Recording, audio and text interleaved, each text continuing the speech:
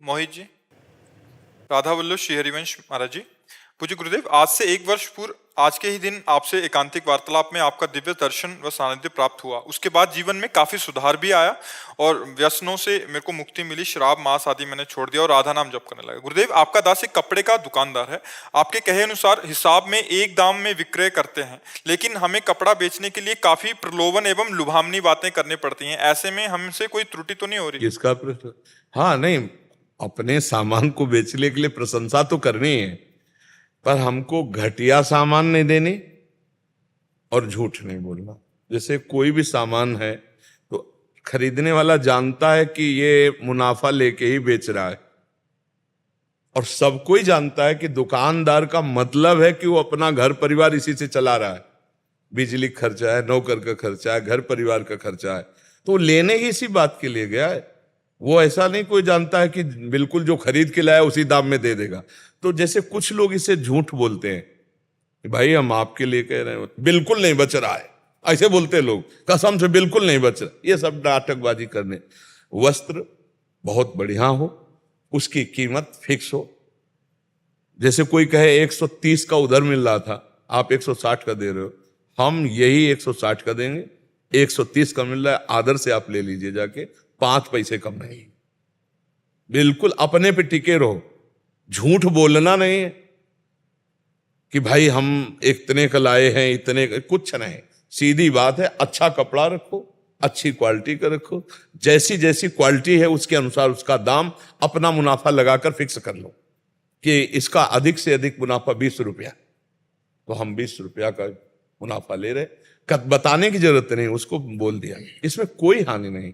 अपनी वस्तु बेचने वाला प्रशंसा करता है अपनी वस्तु की, पर उसको झूठ प्रशंसा ना करे। जितनी क्वालिटी का है, जितने दाम का है, उससे हम प्लस करके अपना मुनाफा करके बेच रहे हैं, उसी के हिसाब से प्रशंसा कर रहे हैं। अब घटिया माल को अच्छा माल बता करके हमें नहीं देना है। ये 40 रुपया मीटर का, ये 180 रुपया मीटर का है, इससे कई गुना बढ़कर इसका सूत मजबूत है, ये इससे कमजोर है, तभी 40 रुपया मीटर है, तभी 180 रुपया। बिल्कुल झूठ का। तुम सत्य में फिक्स दाम पर अच्छी वस्तुएं दो, जो अच्छे लोग हैं वो समझ जाएंगे इस दुकान में मोल भाव होने वाली बात नहीं, यहाँ फिक्स बिल्कुल अपने आप। और सबसे बढ़िया बात है कि धर्म से यदि आपको 500 रुपया मिल रहे हैं तो आपको सुख शांति मिलेगी, आपके परिवार में दिमाग की उलझने नहीं रहेगी, दिमाग से स्वस्थ रहेंगे। अगर धर्म से कमा के ले जाओगे तो परिवार में ही दिमाग की उलझन बढ़ जाएगी, दिमाग से अस्वस्थ हो जाएंगे लोग। अस्वस्थ दिमाग का मतलब भाई भाई में लड़ाई, पति पत्नी में लड़ाई, माता पिता के प्रति अभद्र व्यवहार, ये सब दिमाग के बीमार लोग हैं। जरा जरा सी बात में छोटा भाई बड़े भाई को मार रहा है, बड़ा भाई छोटे भाई को मार रहा है, ये सब दिमाग के बीमार हैं। यार उसी माँ के गर्भ से पैदा हुई है, अगर छोटी मोटी वस्तु उसके हिस्से में चली जाती है तो कोई बात नहीं, मेरा बड़ा है पिता की तुल्य है, या मेरा छोटा है पुत्र के तुल्य, खाओ पियो मौज करो यार, उसमें क्या लड़ाई झगड़ा। लेकिन दिमाग के बीमार लोग छोटी छोटी वस्तु में, छोटी छोटी जगह में अपने भाइयों की हत्या तक कर डालते हैं। आप तो समाज में सब देख ही रहे। तो जो अधर्म की कमाई है वो इस तरह से हमें पीड़ा पहुंचाती है। धर्म की कमाई में शांति रहती है, सुख रहता है, भगवान का भरोसा रहता है, और परिवार उन्नतशील होगा, दीपक की तरह जलेगा लेकिन बहुत काल तक। और ये अधर्मी लोग जो है ये हाइलोजन की तरह बढ़ेंगे लेकिन फ्यूज हो जाएंगे। घूस लेकर के, नाना प्रकार के अधर्म आचरण करके, दूसरों की हिंसा करके जो पैसा कमाया जाता है ना, वो बहुत जल्दी विनाशकारी खेल में होता। पूरा परिवार का परिवार गाड़ी में ही भुन जाते हैं, एक्सीडेंट में ही पूरा। ये समझो ये कर्मों का फल है। तो हम ज्यादा प्रलोभन में न पड़े, उचित मूल्य और निश्चित मूल्य और पवित्र आचरण, और भगवान का नाम जब तो देनहार कोई और है, कहां से वो दे देगा तुम पक्का आनंदित हो जाओगे। पक्का जान लो कि वो जब देता है तो कैसे वो बनाता है आप जान नहीं पाओगे। और नहीं, लाखों कमाई जो है वो बीमारी में ही चली जाती है, वो टेंशने में चली जाती है। सब व्यवस्था है और बैर विरोध अशांति, अगर पति पत्नी में ही अशांति है, अब क्या जीवन, क्या जीवन है।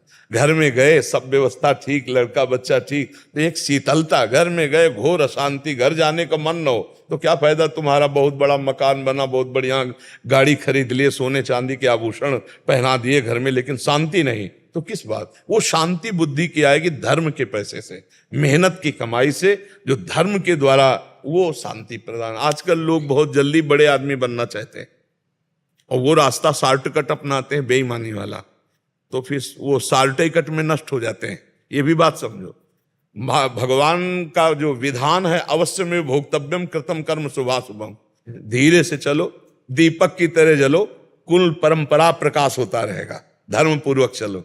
और अधर्म से चलने पे शांति नहीं है। अपनी वस्तु को बताने के लिए प्रशंसा की ही जाती है, लेकिन इतनी असत प्रशंसा ना करे जो बिल्कुल ना हो। हाँ, कुछ तो प्रशंसा की जाती, तभी तो सामने वाला खरीदेगा, क्योंकि अपना व्यापार में तो हम असत्य ज्यादा ना बोले। ज्यादा का मतलब बिल्कुल घटिया वस्तु है, उसको हम बढ़िया करके बड़े पैसों में बेच रहे हैं, तो भगवान को देखता रहे कि भगवान देख रहे हैं मुझे। कुछ परसेंट में मुनाफा लेना सब कोई जानता है, दुकानदार का ये धर्म है, क्योंकि वो कैसे चलाएगा? रात दिन तुम्हारा नौकर थोड़ी, परिवार का पोषण करना, हर व्यवस्था करना उसी से होता है, उसके लिए नहीं। व्यापार बना ही है, मुनाफे के लिए व्यापार बना ही है, लाभ लेकर वस्तुओं को बेचना ये धर्म है। आज तक कहीं ऐसा नहीं पाया गया कि जितने खरीद के लाए उतने का दे दो, ये व्यापार का धर्म, ऐसा नहीं। व्यापार धर्म ही है कुछ परसेंट में मुनाफा लेकर दूसरों को बेचना, वो सत्य विषय है, तो उस विषय में कोई झूठ नहीं है। पर बहुत, अब जैसे स्वर्ण की वस्तु को नकली करके और असली स्वर्ण बताकर धोखे में डाल दें, तो फिर वो दुर्गति को प्राप्त हो। मतलब एकदम घटिया वस्तु को एकदम बढ़िया करके, ऐसा नहीं। उचित दाम, उचित मुनाफा और उचित प्रशंसा, क्योंकि बहुत झूठ बोलने से लाभ नहीं मिलता है। जो झूठ बोलता है उसका स्वभाव बन जाता है झूठ बोलना। और नहीं, असत्य सम पातक पुंजा, झूठ के बराबर पाप नहीं। क्या लेना देना क्या है? लोग बहुत आजकल झूठे ही बोलने लगे। झूठ बराबर पाप नहीं, ये कई जगह पाया गया है। नहीं, असत्य सम पातक पुंजा, सांच बराबर तप नहीं, झूठ बराबर पाप। जाके हृदय सांच है, ताके हृदय आप, जगह जगह महापुरुषों ने कहा है। तो हम व्यर्थ में झूठ क्यों बोले? तो बहुत बढ़िया है, आप उसको और थोड़ा संभाल लीजिए कि कोई ऐसी बात ना हो जो ना हो और वो हम कह रहे हो। दोष दर्शन बहुत होते हैं, जैसे कभी कभी जैसे बहुत कुछ दिखाया, उसके बाद आखिरी में न लेना, तो अरे वो आप न ले पाओगे, ये वो चीज। हाँ, अब इसको इस तरह से ले, अगर आपने कभी सुना हो, हमने एकांतिक में भी और सत्संग में कहा कि व्यापारी को, ग्राहक को भगवत स्वरूप देखना होगा। मेरे भगवान आए, तो अगर थोड़ी देर वो आपसे सब देखा हो, इसके बाद चल दिया, और अगर आप ये माने कि मेरे प्रभु इतनी सेवा ले ली, चवन्नी का मुनाफा तो दिया, नहीं तो मुनाफा देने वाले, तो आप वो सेवा मेरी व्यर्थ नहीं जाएगी, क्योंकि मैंने भगवान मान के आपको ये समय दिया, ये सेवा की, तो आपको आनंद आएगा। और ग्राहक मान करके केवल देखोगे तो जलन हो जाएगी। आधा घंटा से हर थान देख लिया और 1 मीटर भी नहीं लिया, तो इस जलन से बचने के लिए भगवत भाव रखना पड़ेगा कि ग्राहक को देखते ही पहले कि प्रभु आप आए हो नाथ, अब देखते हैं कि आप क्या सेवा लेते हैं। हो सकता है आधा घंटे, दुकानों में नहीं आते ऐसे लोग, तो अपनी सावधानी रखनी है और अपना भगवत भाव रखना है। अपने को क्लेश ना होने पावे, संतुष्टा येनवा, मन को यदि संतुष्ट कर पाओ तो ये सबसे बड़ी साधना है कि मन जलने ना पावे। तो ये जो जलन है भगवत भाव से मिट सकती है, यदि आप रखो कि भगवत भाव है। जैसे हम आपसे बात कर रहे हैं तो भगवत भाव से कर रहे हैं, अभी यहां से हटेंगे और एक क्षण में सब डिलीट कर देंगे कि मेरे भगवान इतने इतने रूपों में आए, ऐसी ऐसी बात की, ऐसी, हे भगवान ये सब आपको समर्पित, और खत्म हमारा चिंतन शुरू। अगर व्यक्ति संबंध से चिंतन करे तब आएगा कि वो व्यक्ति अनुकूल बोल रहा था, वो प्रतिकूल बोल रहा था, वो तो बहुत ही दुष्ट था, बहुत ही उद्दंड था, अब फंस गया चिंतन, अब वो जलेगा, अशांत होगा। ये कला सीखनी है। संतों के पास जाते हैं संसार से युद्ध करके जीतने के लिए, काम क्रोध लोभ मोह मद मत्सर। अब ये जैसे वृत्ति है, अब ये कितनी जला सकती है, क्योंकि 10 गांव कैसे आ सकते हैं कि 1 मीटर भी ना खरीदें और आपको 10 बार दिखाना पड़ेगा, फिर आप बैठे जलोगे। नहीं, प्रभु की ऐसी ही इच्छा है। देनहार तो वो कहीं से भी देंगे, और निश्चित समझो जिसको भरोसा प्रभु का है माला माल हो जाएगा। एक दिन हो जाएगा, पक्का विश्वास करो। सुदामा जी को एक दिन द्वारिकापुरी बन गई, खाने को भी नहीं मिलता था भिक्षा में, एक दिन द्वारिकापुरी बन गई। इसलिए विभीषण जी को रावण ने भगा दिया था, कोई आश्रय नहीं था, और लंकाधिपति बना दिया।